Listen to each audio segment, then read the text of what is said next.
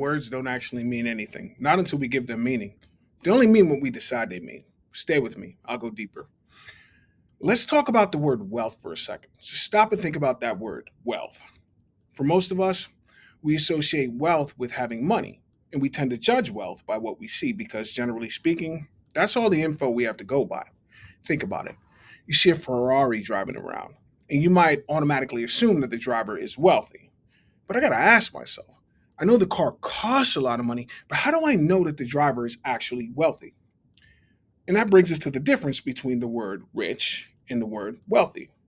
Now, being rich is about your current income, how much money you can spend right now. And I can connect being rich to what I see, like that Ferrari.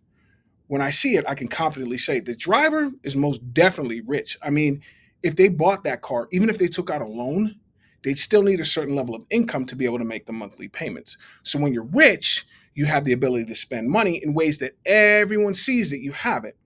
And that's cool. I mean, it's nice to have nice things, but being rich is not the same as being wealthy. Being rich is about money. Being wealthy, that goes beyond money. Let me go deeper. Wealth, true wealth, is hidden. That's why when I talk about wealth, I call it wealth beyond money, to make this distinction crystal clear.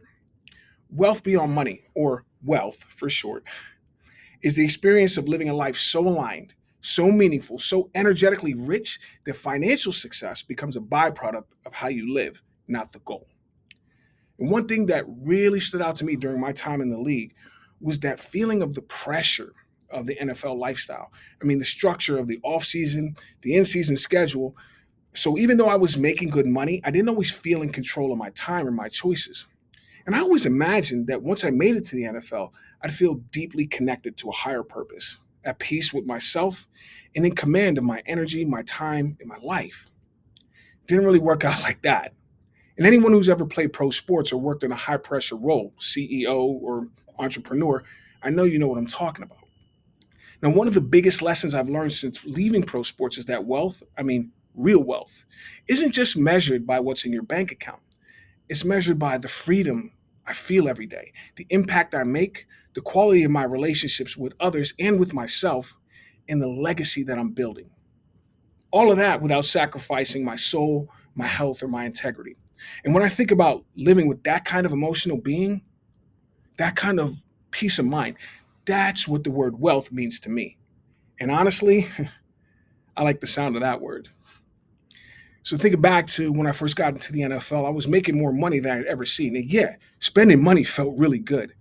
But deep down, what I really wanted was the freedom to be who I wanted to be, choose how I spend my time, and to live in love, in connection, and make the kind of impact that lasts well beyond my lifetime.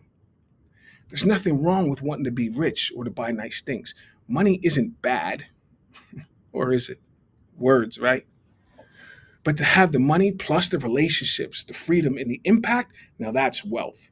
It's what I call wealth beyond money. Malamapono. Aloha.